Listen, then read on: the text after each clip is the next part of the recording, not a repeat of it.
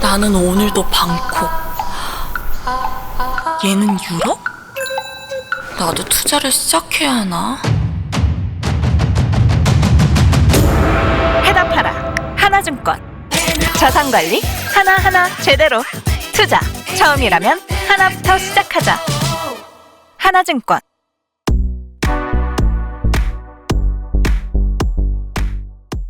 누가 우리나라에 조금 더 유리할 후보로 봐야 할까요? 그런 질문 저한테 하시면 저는 대답은 솔직하게 모릅니다. 근데 그렇지만 분명한 거는 우리 투자자들 입장에서 생각하면 불확실성을 제일 싫어하잖아요. 그러니까 트럼프는 예측하고 대비하기 좀 힘들다. 그래도 지난번에 한번 그래도 4년 동안 한번 대통령으로 들어갔으니까 비슷하게 가지 않을까 이렇게 생각하는 분들도 계시지만 그때도 이 분위 자체가 굉장히 지금 막 거의 우리가 볼 땐 즉흥적이고 전혀 이거 말도 안 되는 정책을 막 써버리니까 아침 다르고 저녁 다르고 막 또 그러면서 그 뭐 전 세계 가서 여기저기 좌충우돌하고 그러니까 굉장히 어려운 상황이 첫 번째는 불확실성이고 두 번째는 트럼프가 훨씬 더 대중국 그 어떤 그 무역 전쟁, 기술 전쟁, 패권 경쟁을 더 세게 해 나가지 않을까. 그래서 뭐 그런 얘기 하잖아요. 당시에 트럼프가 등장하면서 그 중국으로부터 수입품에 대해서 25% 일괄 관세를 상승시켰는데 이번에 다시 내가 집권하면 60% 상승시키겠다. 뭐 이렇게 하고 있고 그것만 하겠어요. 여러 가지 뭐 무역 전쟁 플러스 기술 전쟁 플러스 아마 제가 볼 때 금융 전쟁까지 할 거라고 생각하는데 돈이 어쩌면 미국이 제일 경쟁력이 있는 건데 그래서 그런 것도 하고 이러면서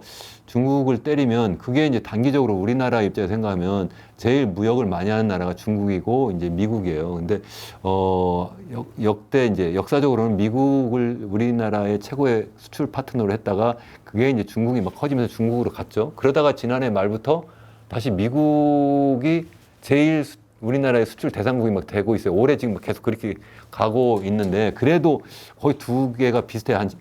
전체 수출 한 19% 정도 이렇게 수준이 되는데 만약에 그 중국이 그래서 엄청난 충격을 받아가지고 푹 주저앉아 버리면 그러면 당연히 우리나라 수출도 그만큼 더 힘들지 않을까 싶기도 하고 또 하나는 트럼프 대통령이 만약 당선이 돼 다시 또 실제 이제 임기를 시작한다면 중국만 60% 관세를 부과하는 게 아니라 전체 모든 국가로부터의 수입도 한 20% 일괄 관세 상승시키겠다 이렇게 하는데 정말 제가 그 무역을 전공을 하면서 사실 교수 생활을 시작을 했는데 제가 WTO 그 규범도 애들한테 학생들한테도 가르치고 그러는데 이건 무역 규범을 완전히 그 어기는 거고 그러니까 당연히 무역 분쟁을 하고 그래서 그 이걸 갖다가 WTO 제소하고 뭐 이래야 되는데 이거 뭐 전혀 상관없이 막 이렇게 해버리니까 그것도 WTO의 전신인 가트를 주도해서 만든 미국에서 저렇게 해버리니까 이게 모든 게 상황이 다 끝내버린 거예요. 이거 뭐 실제 거기 뭐 제소해도 거기 가서 뭐 이길 수는 있지만 그게 뭐 5년, 10년만 가고 실제 거기에 사법 재판할 수 있는 그 시스템 자체가 다 무너져 있는 상태라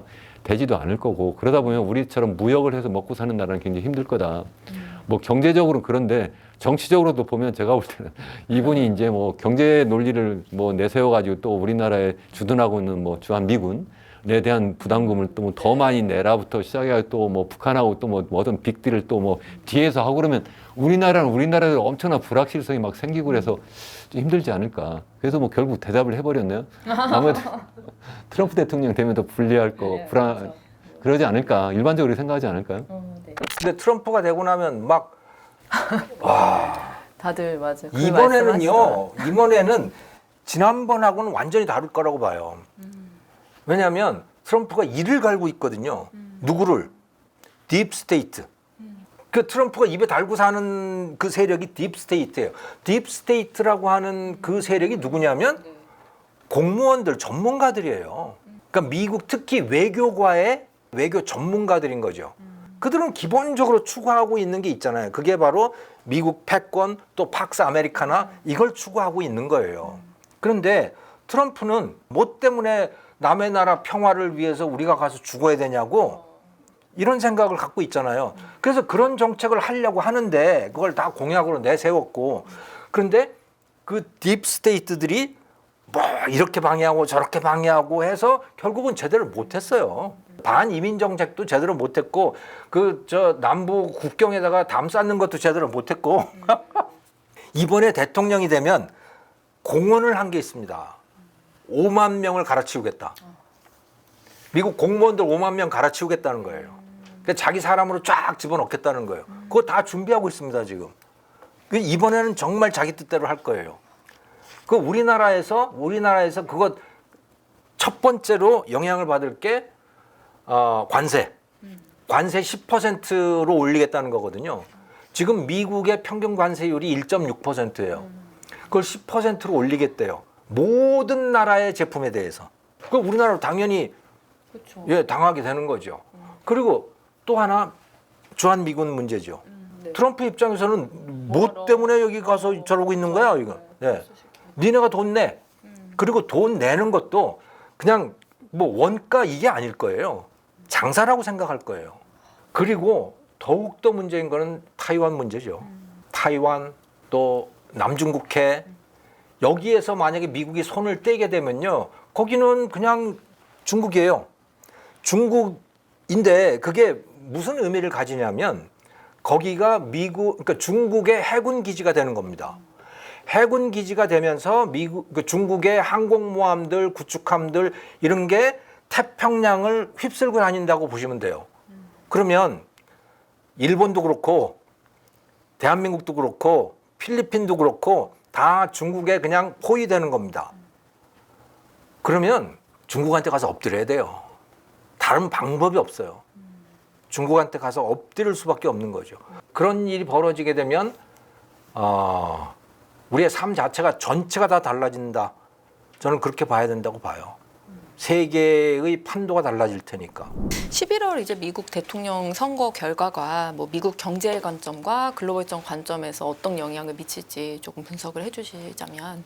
그러니까 뭐 모든 시나리오를 다 커버할 수는 없겠지만 최근에 이제 나타나고 있는 게 방금 전에 말씀드렸던 피격 사건 이후에 트럼프의 당선 가능성이 높아졌다 이런 얘기가 많이 나와요. 근데 트럼프 행정부가 얘기하는 게 지금 법인세 인하를 얘기하고 있어요. 20%인 법인세를 15%, 14%까지 낮춰야 되지 않냐 이렇게 얘기를 하는데 그러면은 지금 상태에서도 재정 적자가 심한데 그 재정 적자를 더욱더 늘리는 문제가 생겨요. 그럼 재정 적자가 커지면 어떡할 건데? 그 관세로 메우겠다 이 얘기를 하는 거예요. 근데 그러려면 관세가 2배 이상 올라가야 됩니다. 그럼 관세가 올라간 거는 수입 물가를 올려버리게 되겠죠. 그럼 미국의 소비자가 세금을 갖다가 아끼면서 다른 데 지출을 해야 되는 거예요. 그럼 소비자들한테 주는 물가의 부담이 커질 수가 있거든요. 그래서 재정 적자를 늘리는 요인도 될 수 있지만 물가를 끌어올리는 요인도 될 수 있습니다. 그럼 의외로 미국이 기준금리를 인하하더라도 이 인플레이션 문제가 쉽게 안 사그러드는 문제가 생길 수가 있어요. 그래서 저도 앞서서도 향후에 만약 문제가 된다면 재정 적자가 문제가 되지 않겠는가 그 말씀을 드렸는데 이게 트럼프 행정부가 만약에 다시 들어서게 됐었을 때는 이 재정 적자에 대한 이슈를 한 번쯤은 짚고 가게 되지 않을까 그렇게 생각을 하고 있습니다.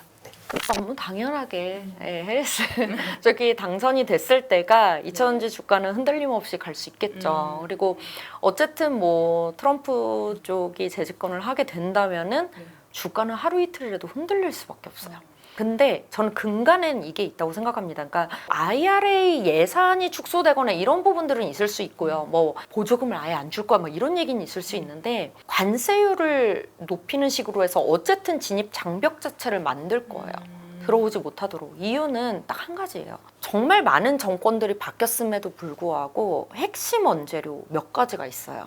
전략 핵심 원재료라고 해서 흑연, 히토류, 그리고 실리콘 들어왔다 안 나왔다 하는데 리튬 요 정도는요 모든 주요국들의 핵심 원자재 보호 측면에서 빠진 적이 없습니다. 그리고 이제 장기적으로는 어쨌든 석유화학 베이스의 그 원유 베이스의 모든 것들을 약간 체인지를 하고 싶어 하잖아요. CO2를 좀 제거하는 식으로. 그럼 이 모든 것들이 왜 얽힌 거냐? 중국, 유럽, 미국 정치적인 싸움인 거예요. 경제 패권의 싸움이고. 이게 단순히 환경을 생각한다는 문제가 아니고. 근데 이미 중국이 많은 그 업스트림을 잡아버렸잖아요. 지금 핵심 원자재 이 세 가지가 다 중국이 제일 크잖아요. 이거를 무방비로 열어놓는다라는 건 아무리 트럼프 정부라도 할 수가 없어요. 그렇기 때문에 제가 보기에는 주가적으로는 단기적으로 흔들릴 수는 있으나 장기적인 방향성 자체가 그로 인해서 전기차 시장이 무너지고 2차 전지가 무너질 거라고 보진 않는다. 정책의 큰 틀은 바르지 않을 거다라고 저는 보고 있고요. 트럼프 쪽이 된다고 했을 때, 당선이 된다고 했을 때 그래도 또 2차전지 그 당시 주가를 또 안 볼 수가 없잖아요. 그러면 리스크가 크니까 2차전지 섹터는 좀 어렵겠네 지금이라고 보기보다는 오히려 그 보조금을 크게 받지 않아도 수익성이 나오는 쪽은 테슬라 쪽인 건 사실이에요. 그래서 테슬라형 서플라이 체인들이 그래도 조금 다른 분위기로 주가가 좀 움직여주지 않겠냐. 그래서 조금 리스크를 줄이면서 2차전지 섹터를 보실 거면 테슬라형 서플라이 체인 중심으로 좀 보시는 것도 좋지 않을까 이렇게 보고 있습니다. 이게 이제 그 항상 그 정치적인 거 이제 미국이 반도체 경쟁력을 다 잃었잖아요. 한국 기업, 타이완 기업, 이제 중국 기업으로 가니까 트럼프 같은 경우는 이제 그걸 다 미국이 다시 가져와야 된다. 이제 그게 쉽지 않을 거예요. 왜냐면 이제 그 정치적인 프로파간다죠. 나는 이제 아메리카를 다시 또 그 부흥시키겠다. 그런데 그 생태계가 있잖아요, 반도체. 그거를 뭐 미국 대통령이 그걸 한다고 그래서 뭐 관세 올리고 그러면 그렇게 될 것 같지만은 그렇게 쉽지는 않을 거고 생태계를 바꾸는 건 시간이 걸리고요. 심지어 우리 중국 막 공격하잖아요. 그래서 막 관세 올리고 그래서 어떻게 됐죠? 미국이 인플레이션 엄청나게 많은 고생을 하잖아요. 그러니까 그 대통령이 하나 바뀌었다고 그래서 그렇게 엄청난 일이 일어날 거라고 보지 않고 이제 걱정은 되죠. 근데 실제로 그렇게 쉽지는 않을 거라고 생각하고 또 대통령이 바뀔 때마다 또 주식 바꿀 수 없잖아요. 근데 정치적인 그런 그 구호는 그렇게 오래 가지 못한다고 제 경험이 그래요. 많은 분들이 좀 그런 전망을 좀 하는 것 같아요. 지금 미국이 경기 부양을 하는 게 어쨌든 지금 바이든 정부가 대선에서 승리를 하기 위해 약간 무리하면서 지금 재정 지출을 하는 거다. 그런데 누가 이기든 결국 이기고 나면 집권 통상적으로 통계를 보면 집권 1년 차 때 재정을 가장 좀 적게 쓰고 그리고 대통령 선거가 있는 해에 재정을 가장 많이 쓰는 그런 패턴이 있거든요. 그러니까 좀 너무 속보이기는 하죠. 그러니까 이게 어차피 이겼다라고 해서 그때는 돈을 안 풀다가 이제 뭔가 이겨야 한다 할 때는 막 이제 돈을 푸니까 그래서 재정을 많이 쓰다가 좀 적게 쓰면은 아무래도 미국의 경기가 좀 하고 이렇게 둔화되면서 그러면 미국 경기 이거 봐라 둔화되네 실업률 오르네 하면서 달러가 이렇게 그때쯤 되면 약세로 가지 않을까라는 그런 기대가 있는 거는 좀 사실이기는 하죠. 그거는 뭐 미국만 놓고 볼 때는 좀 그렇기는 한데 근데 다만 이게 여러모로 걱정되는 부분은 이제 가령 그렇게 해서 뭐 트럼프로 바뀐다거나 한 게 그럼 비미국 국가 경제에 그럼 좋을 일이냐라면은 미국의 상황이 녹록치 않아지더라도 비미국이 어차피 더 나쁘면 그러면 뭐 달러가 약세로 간 데는 또 한계가 있는 거죠. 예. 일본 입장에서 유리한 미국 대선 결과 전망은 좀 어떻게 보세요? 지금 기시다 정권의 입장으로서는 아무래도 그 민주당 쪽입니다. 왜냐하면 바이든 정권하고 그리고 윤석열 정권하고 한미일 건조를 계속 강화해 왔기 때문에 그리고 기시다 정권도 아무래도 그 아베 정권의 연장선상 있기 때문에 기시다 자체는 상당히 그 중간적인 입장이에요. 원래는 그 극우파도 아니고요. 중국이나 한국에 굉장히 좋은 사람입니다. 그러나 일본 안에 극우파의 주장이 너무 강해가지고 아베 전 총리가 사망한 이후에 그 후계자를 사실 그 찾고 있는 게 일본 정계의 모습입니다. 특히 일본의 보수 쪽에서는요. 근데 후계자가 없는 상황에서는 아베 전 총리의 흉내를 낼 수 있는 사람이 중요한 거죠. 그러니까 기시다로서는 아베 전 총리가 이야기한 급반력 그러니까 방위력 강화라든가 혹은 한국에서 말하면 선제 타격 능력 이것도 아베가 다른 말로 이야기를 했거든요. 적기지 공격 능력 이런 거 다 기시다 총리가 내가 하겠다. 그리고 헌법을 개정하겠다. 이러한 이야기도 계속 하고 있습니다. 그래서 그 자신의 정권을 연장시켜서 하고 싶은 생각인데요. 결국은 이러한 상황에서 트럼프가 되면 어마어마하게 바뀌어요. 한미를 건져도 상관이 없거든요. 트럼프 정권은.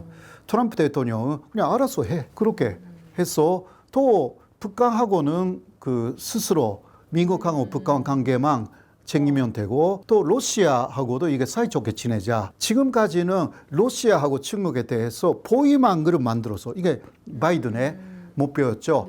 그리고 나토하고 일본 중심의 동북아시아의 한국, 일본, 호주, 뉴질랜드 이곳을 나토하고 완전히 연결을 시켜서 아시아판 나토 이곳을 만드는 게 바이든의 목표였어요. 근데 거기에 일본이 그 아시아 쪽의 중심 국가로서 키시다가 굉장한 공헌을 했습니다. 그게 완전히 무너집니다. 그러니까 민주당 정권을 선호하고요. 엊그제도 미국하고 2+2 회의를 했습니다. 그거는 2+2라는 것은 급반 외교 두 사람씩 나와가지고 이게 회담을 하는데 이것은 혹시 트럼프 정권이 되어도 현재까지 일본하고 미국이 만들어 온 여러 가지 군사적인 외교적인 부분에서 변화가 없도록 만들자 이러한 회의를 했습니다.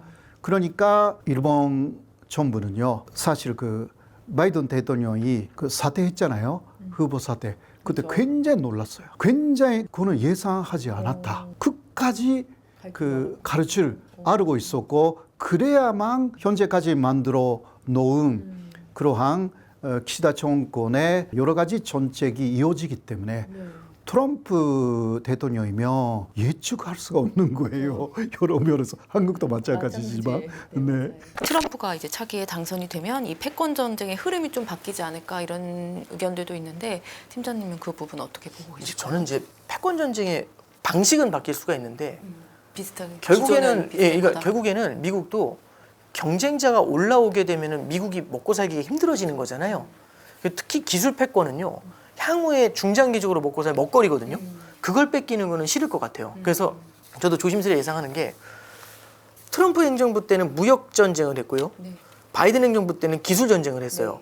그럼 무역 전쟁을 안 했냐? 했어요. 근데 전면에 드러내놓고는 안 하고 트럼프가 했던 걸 다 부정한 게 아니라 그거는 그대로 유지를 했어요. 그러면 이제 트럼프가 만약에 다시 대통령이 됐다고 치죠. 그러면 바이든이 했던 기술 분쟁을 없앨 것이냐? 저는 그거는 상당 부분 계승할 거라고 봐요. 왜냐면 이미 포위를 해놓은 건데 굳이 없앨 필요는 없는 거잖아요. 그래서 이제 포위를 하고 가면 되니까 안 하던 걸 새로 포위할 때가 힘든 거지. 그렇죠. 이미 했던 걸 그대로 이어가는 게 뭐 어렵겠습니까? 그러면 결국에는 기술에 있어서의 견제도 계속해서 나타나게 되지 않을까 그렇게 생각을 하고요. 그래서 적어도 미중 간의 패권 전쟁에 있어서는 양쪽 후보가 강도의 차이는 있을지 모르겠지만 그리고 방식의 차이는 있을지 모르겠지만 틀 자체는 비슷하지 않겠는가 그렇게 생각합니다. 이틀 정도가 아니라 제일 영향이 크죠. 당연히 트럼프가 사실은 미국과 중국 간의 무역 전쟁을 넘어서 패권 경쟁을 본격화한 사람이고요. 물론 그 전에도 사실은 뭐 오바마 행정부 때도 여러 가지 뭐 리쇼어링 정책부터 시작해서 많이 했어요. 그 이유는 누가 대통령이냐를 떠나서 미국 입장에서 보면 중국이 막 엄청나게 커 오는 거예요. 그러니까 이거 내버려뒀다가는 나를 맞먹는 정도가 아니라 완전히 나를 갖다 짓누르겠네. 이렇게 되니까 얘를 싹을 좀 우리가 자르자 이런 생각은 누구나 다 할 수 있는 거고요. 그게 바로 1980년대 플라자 협정을 해가지고 당시 G2인 일본을 주저앉힌 게 바로 그거고 그래가지고 일본이 그것 때문에 90년도에 법을 꺼지고 그래 잃어버린 30년을 하고 온 거고요. 구소련이 또 이게 보니까 이게 완전히 G2로서 또 완전히 나하고 맞먹네. 그래가지고 또 그걸 또 그 당시에 레이건 대통령 때 완전히 또 엄청나게 몰아붙여가지고 결국은 그래서 뭐 무기 이거 막 계속 증강 경쟁을 하다가 구소련이 푹 넘어졌잖아요. 그렇게 마찬가지로 이번에도 중국이 이렇게 엄청나게 G2로서 이제 크게 되면서 이걸 그냥 둘 수가 없다. 이제 그런 생각은 당연히 누구나 할 거라고 생각을 하고 그렇기 때문에 결국 이건 피할 수 없는 그런 패권 경쟁이고 그렇기 때문에 이게 단기적으로 끝날 것도 아니고 앞으로 계속 갈 거다라고 생각을 하고 그렇기 때문에 이게 어느 한쪽이 완전히 이기거나 완전히 질 수도 있다라고 저는 개인적으로 생각을 하는데 이번에는 어쩌면 중국은 일본이나 아니면 구소련보다는 좀 더 강하고 워낙 이제 인구 규모도 크기 때문에 완전히 뭐 옛날처럼 당하지는 않을 거다 이렇게 생각은 하지만 적어도 그래도 중국이 굉장히 힘든 상황을 가지 않을까. 왜냐하면 아까도 말씀드린 것처럼 미국은 무역 안 해도 먹고 살아요. 중국은 무역 안 하고 먹고 살지 못해요. 왜냐하면 땅덩어리는 비슷하지만 인구가 워낙 많기 때문에요. 또 뿐만 아니라 자원도, 이 부전 자원도 보면 중국은 생각해보세요. 뭐가 있어요? 당장 필요한 게 먹어야 되잖아요. 농산물 이거 다 어디서 수입해요? 미국이라든가, 미국이 제일 많이 수출해요. 미국은 먹을 것도 다 있어요. 그 다음에 이제 뭐가 필요해요? 기계 돌리고 공장 돌리고 이러려니까 원유가 필요하잖아요. 원유 중국에서 조금 생산돼요. 나머지 다 수입해야 돼요. 근데 미국은 생산하고 남아 돌아서 일부 수출까지 하고 있는 나라예요. 전 세계에서 제일 생산을 많이 하는 나라예요. 그러니까 굉장히 지금 미국은 어떻게 생각하면 중국과 본격적으로 전쟁을 해도 뭐 이렇게 아쉬운 게 없어요. 아예 무역을 안 해도. 그러한 상황 플러스 기술 수준도 미국은 엄청나게 높아요. 그런 상황에서 뭐 내가 얼마든지 잘 해나갈 수 있지 않을까 이렇게 생각할 거라고 생각하는데 그래서 이 같이 부딪히면 상대적으로 중국이 훨씬 더 힘든 세월을 보낼 거다. 이제 그렇게 생각을 저는 하고 있는 겁니다. 중국이 선호하는 후보를 말씀드리긴 너무 힘들 것 같고 제가 선호하는 후보는 누구냐면 저는 이제 도널드 트럼프를 선호하고 있거든요. 그 이유는 뭐냐면 우선 도널드 트럼프 같은 경우에는 그 비즈니스맨이잖아요. 그렇게 되면 지금 공약으로 내건 관세를 높인다 이것들 분명히 그분이 공약을 그대로 지킬 거라고 생각하고 있지는 않아요. 그 당선된 이후의 경제 상황에 따라 가지고 그러니까 무조건 미국이나 아니면 미국 기업의 이득이 되는 아니면 다른 경제 이득이 되는 그 딜들을 취할 거라고 생각하고 있거든요. 그래서 중국이랑도 사실 제1의 경제, 제2의 경제, 교역량이 서로 두 번째 국가, 첫 번째 국가 이렇게 움직이는 나라랑 100% 뗄래야 뗄 수 없는 관계가 돼버리죠. 왜냐하면 중국 같은 경우는 아직도 전 세계 공장이고 서플라이 체인에서 굉장히 많은 부분을 차지하고 있는 나라니까 미국에서는 중국이 같이 가야 될 파트너라고 보고 있어요. 경제 측면에서는. 그럼 중국이랑 딜을 하기 시작하겠죠. 그렇게 되면 거기서 중국이 필요한 거를 주고 자기가 필요한 거를 받고 가장 좋은 조건에서 그런 식으로 움직일 거기 때문에 과거처럼 조 바이든이나 아니면 그 전에 있었던 정책들처럼 너무나 강경하게 하는 것보다도 중국이 어떻게 보면은 서로 교역을 할 수 있는 파트너로서 움직일 수 있는 비즈니스 파트너가 아니 비즈니스 기회가 제공될 수도 있다라고 생각을 하고 있거든요. 트럼프가 됐을 네. 때요. 또 다른 측면은 뭐냐면 미국이 지금 중국에 굉장히 강경한 정책을 취할 수 있는 것들 중에 또 하나가 뭐냐면 우리가 흔히 대변되는 그 서방 국가들 있죠. G7 컨트리에서 한국하고 일본도 포함되긴 하죠. 그래서 이제 그 똘똘 뭉쳐가지고 중국에 대한 관세를 매긴다든가 아니면 어떤 땡션 같은 걸 한다든가 그런 정책을 펼 수가 있는데 다만 트럼프가 당선이 되면 트럼프는 그 나라들과도 비즈니스맨이기 때문에 서로 딜을 할 거라고 충분히 가능성이 있다라고 보고 있거든요. 근데 그렇게 되면 그 서방 국가들도 그러면 내가 지금까지 미국의 편에 서 가지고 중국을 굉장히 배척하고 중국이랑 교역을 하지 않았었는데 왜냐면 그 교역상에서 분명히 이득이 있을 거란 말이에요. 그죠? 서로 주고받으니까. 근데 그런 것들을 하지 않았는데 이제 그 국가들도 생각을 할 거라고 생각을 하고 있거든요. 그 중에서 가장 큰 예가 하나가 뭐냐면 대표적으로 미국이랑 가장 친하게 지내고 있는 미국에 이제 좀 그 붙어 있는 사이드킥이라고 표현하는 이제 호주가 있잖아요. 호주 같은 경우에는 그런 식으로 요즘 중국이랑 다시 이런 식으로 뭐 중국이 호주산 와인에 대해서 관세를 철폐해 주니까 다른 권리를 제공해 준 그러니까 이런 식으로 이제 계속 그 약간의 선순환 그러니까 원래 그 트레이드 워 있기 전에 그 전의 구조로 조금씩은 돌아가지 않을까라는 생각하고 있어요. 올해 11월 미국 대선에서 트럼프가 당선될 확률이 높다 이렇게 전망이 나오고 있는데요. 트럼프가 당선되면 글로벌 군사 정세나 한반도 보안 같은 면에서도 변화가 조금 있지 않을까 싶은데 교수님 어떻게 생각하실까요? 안보를 논하는 데 있어서는요. 영원한 적도, 영원한 동지도 없습니다.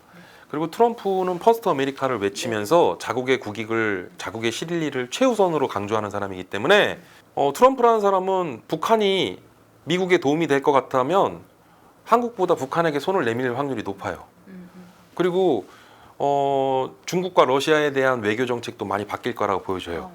그래서 필요에 따라서는 트럼프는 푸틴과의 극적인 드라마틱한 또 그런 부분들을 또 만들어낼 수도 있겠다. 그런 생각을 또 하고 있고요. 트럼프 입장에서는 지금 한반도 이런 위기 상황에 있어서 한국 정부에게 뭐 방위비 분담금뿐만 아니라 많은 어떤 경제적 부담이나 또는 그 다른 옵션으로서 한국 정부가 원하면 핵무기를 용인해주는 핵무기 개발을 용인해주는 대신 많은 국내 기업들이 미국 본토에 진출하게끔 하거나 투자를 요구한다든가 다른 반대급부를 요구하게 될 겁니다. 그러니까 이제 그런 측면에서 열어보면 대통령은 정치인이잖아요.